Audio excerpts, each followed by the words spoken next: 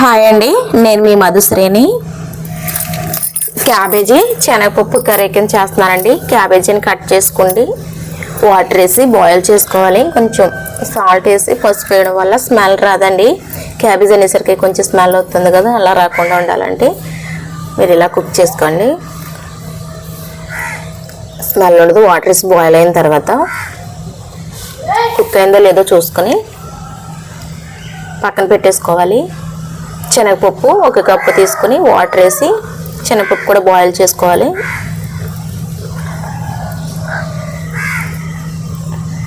శనగపప్పు కుక్ అయిందో లేదో చూద్దాం. ఇది కూడా కుక్ అయిపోయింది కదండి, తీసి పక్కన పెట్టేసుకుందాం. ఒక కడాయి పెట్టుకోండి, ఆయిల్ వేసి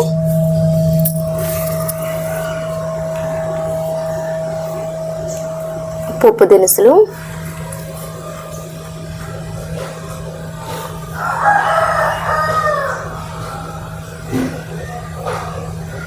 వెల్లుల్లిపాయ కొంచెం దంచిదండి, ఎండుమిర్చి ఒక 2 హాఫ్ కింద కట్ చేసుకోవాలి.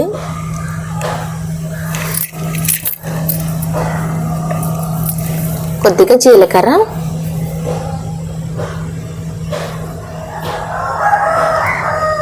కొద్దిగా కరివేపాకు వేసుకొని, కరివేపాకు వేసేటప్పుడు కొంచెం జాగ్రత్తగా ఉండాలండి, ముఖం మీద పడుతుంది.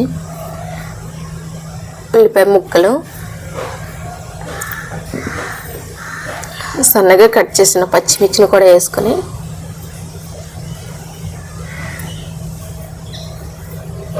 ఉల్లిపాయ గోల్డ్ కలర్ వచ్చే వరకు వేగించుకోవాలి. ఉల్లిపాయ వేగింది కదా, మనం కుక్ చేసుకున్న ఈ క్యాబేజీని కూడా వేసుకొని కలుపుకోవాలి.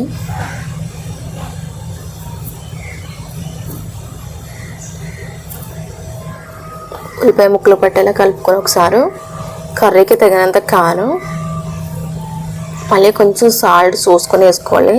మనం కుక్ చేసినప్పుడు వేసాం కదండి, మళ్ళీ కొద్దిగా చూసుకొని సాల్ట్ కూడా వేసుకొని కలిపేసుకున్నాక కొద్దిగా వాటర్ వేసుకొని మనం బాయిల్ చేసాం కదండి, వాటర్ అంతగా తీసుకోక్కర్లేదు, కొద్దిగా తీసుకుంటే సరిపోద్ది. శనగపప్పును కూడా వేసి కలిపేసుకోవాలి.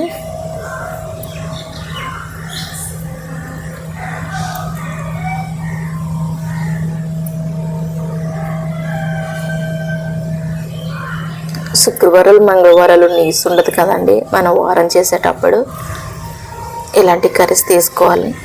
కొత్తిమీర, కొంచెం మసాలా వేసానండి.